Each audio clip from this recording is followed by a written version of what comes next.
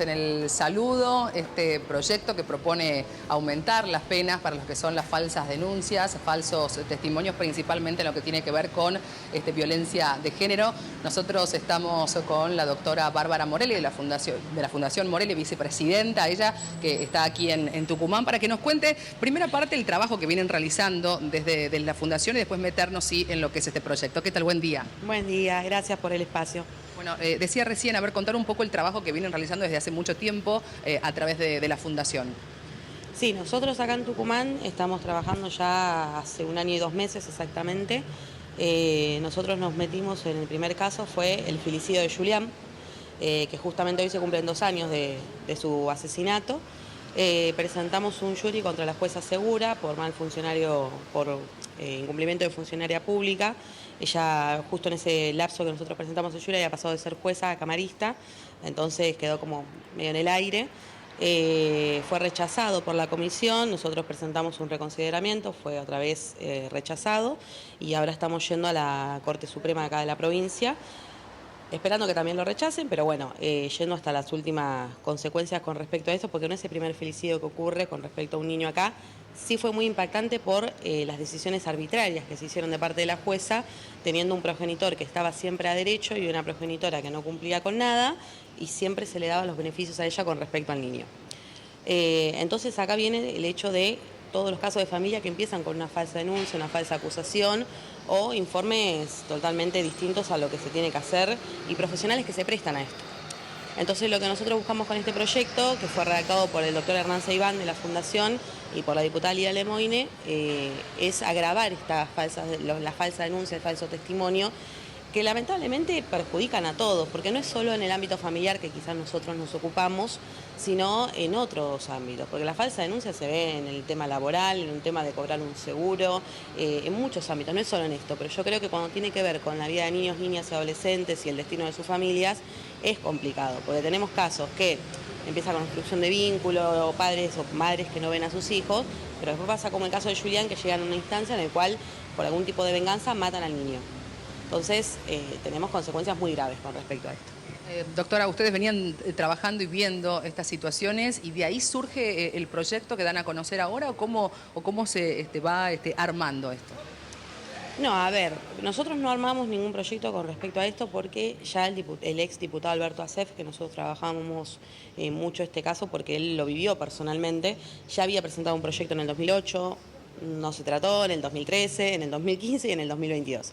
Entonces, cuando él decide dejar la política el año pasado, nosotros decidimos hablar con él, tener conversación con él como para empezar a tratar un proyecto, y después la diputada Lía Lemoine nos propone el hecho de empezar a hacer un proyecto con respecto a esto, y desde principio de año lo veníamos viendo y lo veníamos tratando de redactar y buscar el apoyo de distintos organismos de la política como para cuando sea presentado tratar de que por lo menos se trate.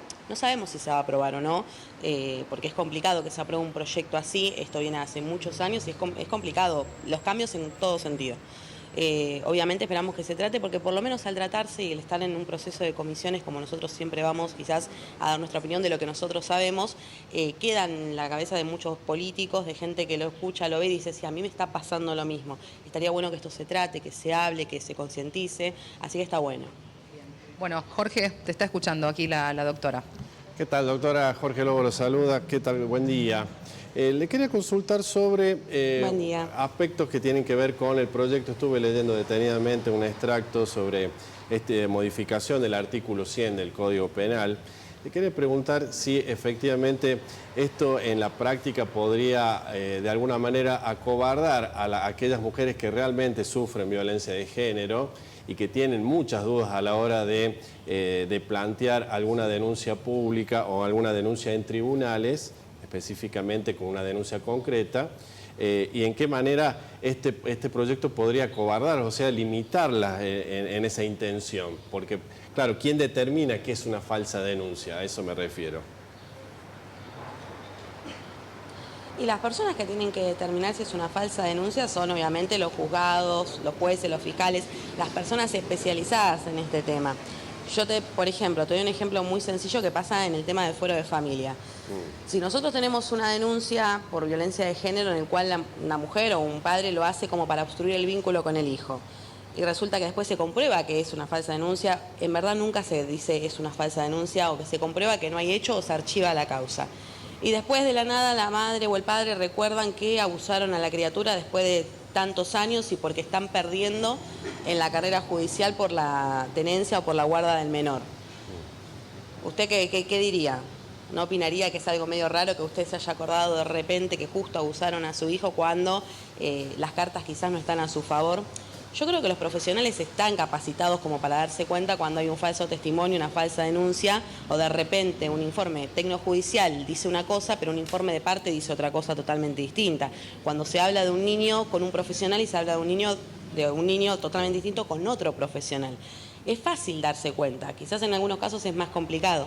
Pero con respecto a las denuncias de violencia de género, de las verdaderas víctimas de violencia de género, la mayoría de las personas que realmente sufren violencia de género o violencia familiar no denuncian porque el aparato judicial está en contra de eso. Por eso tenemos tantos femicidios también. Claro. La verdadera víctima no siente que tiene el acompañamiento correcto para ir a esto. Y también el tema de nosotros querer penar la falsa denuncia va a habilitar a que las reales víctimas puedan denunciar. Porque cuántas veces vemos en una comisaría que realmente una mujer es víctima, o una mujer, una familia, porque mayormente se tratan igual, y no puede tener todas las herramientas que quizás sí lo tiene una falsa denunciante. Claro, ahí llegamos a un punto, creo que de acuerdo con usted, en el sentido de que si bien el objetivo del proyecto puede ser loable, puede ser rescatable, el Poder Judicial y también la policía, en este caso, no están de todo preparados para ejercer rápidamente el derecho de justicia y el servicio de justicia que se está demandando, ¿no? Claro, sí, eso es real. Sí, el Poder Judicial realmente está colapsado. Y tenemos gente que no está capacitada y también tenemos gente que está capacitada y no quiere trabajar como debería trabajar. Porque a nosotros nos pasa en muchas provincias, como también mismo en Capital Federal, de jueces que no se comprometen realmente con las causas y no contestan como tendrían que contestar y en los tiempos que deberían hacerse. Por ejemplo, tenemos la ley de impedimento de contacto, la 24270, que pena todo este tema de la obstrucción de vínculos y el impedimento de contacto, que se tiene que resolver en 10 días. Y nunca en ningún caso del 2016 que yo estoy a cargo de la Fundación lo he visto, por ejemplo. Entonces, si uno no cumple con los tiempos estipulados de la ley, lamentablemente nosotros no podemos hacer más que reclamar, pero ahí los que tienen que ponerse a trabajar son los juzgados. Doctora Caro la saluda, un placer, mucho gusto. Acaba de decir que hay jueces que de alguna manera son laxos con respecto a las causas. ¿Por qué? ¿Hay cobardía? ¿Hay temor a presión social? ¿A qué se debería esta inacción de algunos juzgados ante estos episodios? Y eso depende de cada juez, no puedo meter a todos los magistrados en la misma bolsa con respecto a cómo son o cómo se manejan, pero hay jueces que sí, tienen mucha presión social y política con respecto a las decisiones que toman. Por ejemplo, en La Rioja, cuando se habló de un caso muy conocido, el caso de la niña arcoíris, había jueces que determinaban que la niña tenía que estar con su padre y en el momento que la madre la sustrae de la provincia y se la lleva a Capital Federal, a Buenos Aires, en el año 2022, resulta que los jueces que habían determinado que la nena vuelva a la provincia como corresponde, porque era su centro de vida y era lo que correspondía, ya que le habían sacado la tenencia a la madre, resulta que los jueces que ordenaron eso habían sido escrachados, les habían roto el auto, se tuvieron que retirar de la misma causa por las amenazas y la violencia que estaban sufriendo de parte de grupos feministas que no estaban de acuerdo con su decisión.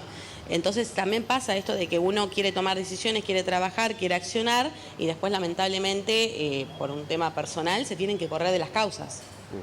Doctora Bárbara Morelli, muchísimas gracias por estas declaraciones a Vivo AM. Por supuesto, vamos a seguir muy de cerca el desarrollo de este proyecto. Veremos si llega a debate en el Congreso de la Nación. Muchísimas gracias.